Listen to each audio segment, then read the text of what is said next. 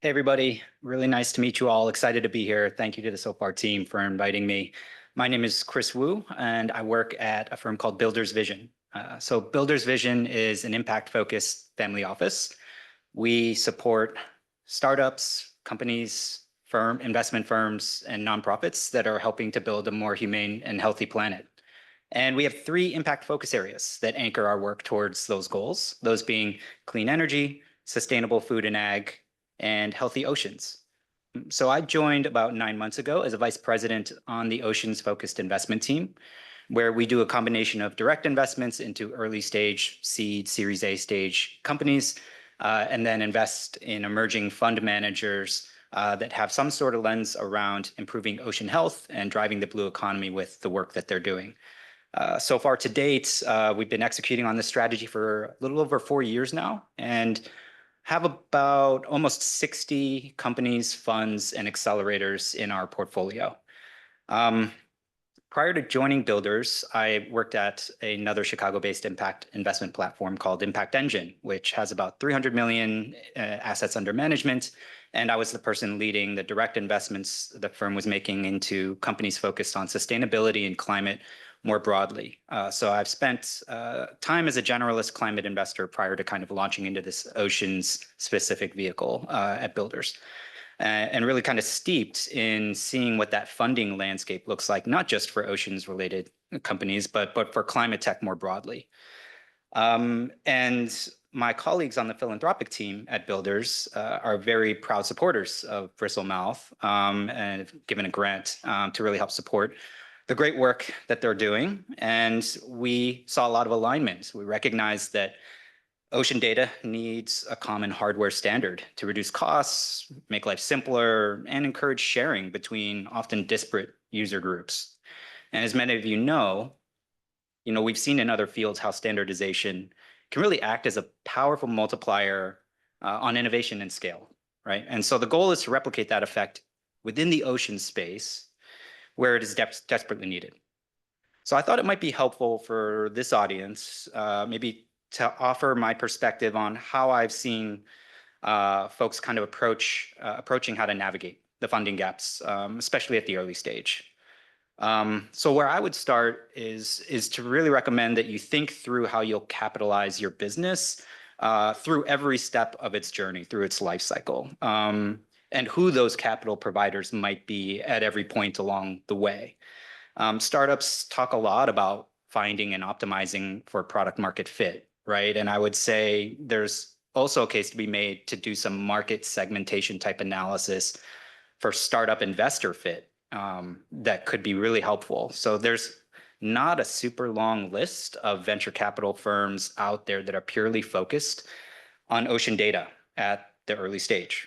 And so I think in order to maximize your odds of success and for being sustainable to bridge you to that profitability point, do you have what it takes to attract mainstream generalist investors to buy into your vision and to support that?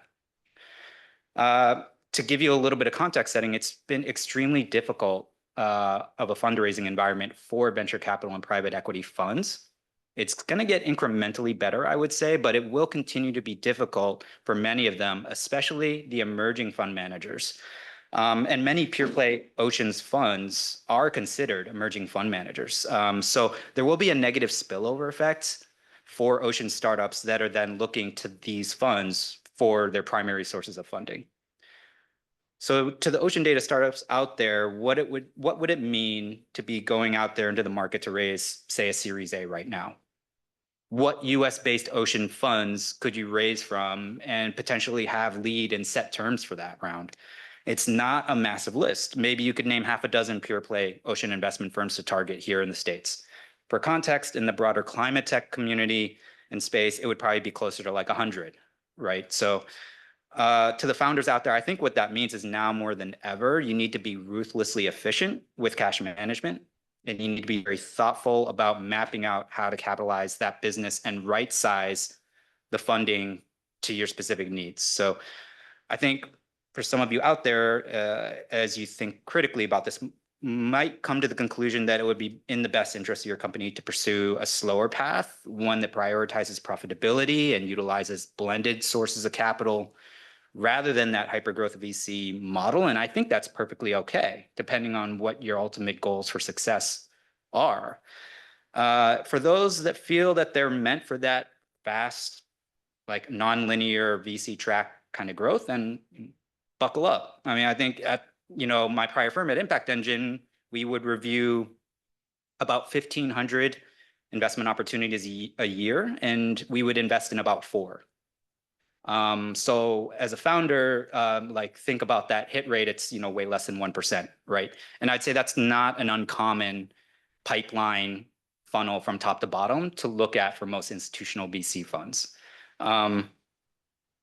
In essence, there are a limited pool of funders out there, and I think a very limited number of slots for venture-backed startups. So in a sense, some of these opportunities for investment that these funders are evaluating, it's not in isolation. It's not in a vacuum, right? There's an opportunity cost that they're constantly kind of comparing and contrasting. So I think within companies that have more of a hard tech focus or more capital intensive business models,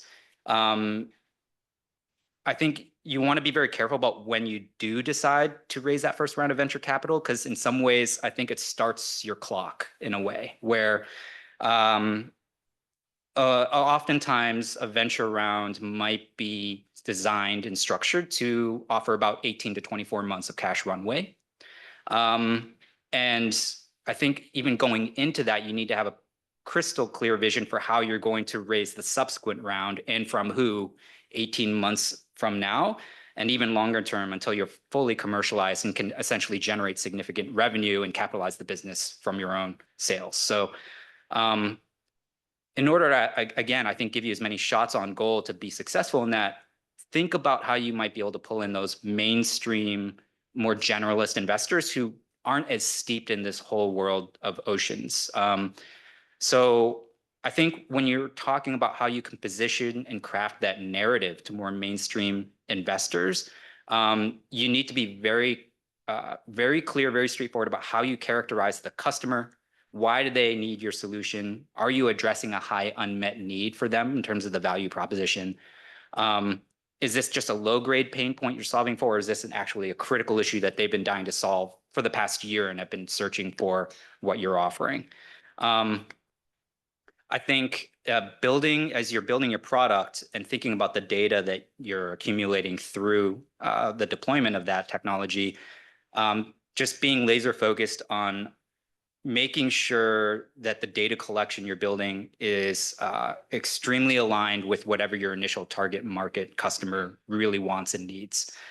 So staying very close during your build out of the product roadmap to really what the customer is asking you for and willing to buy, essentially.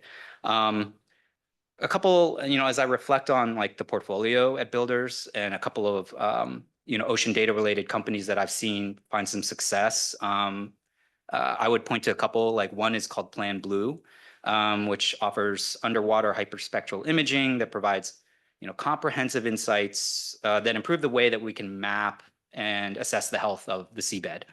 They've launched a groundbreaking partnership with Fugro, which is one of the world's leading geodata companies, and they can do habitat mapping for offshore wind as well. And I would say when I think back on the key takeaways on what served them well and set them up for success so far is best-in-class tech, of course, strong channel partner that acted as a bit of an anchor in the early days, securing multi-year, multi-million-dollar contracts in 2 initial target markets.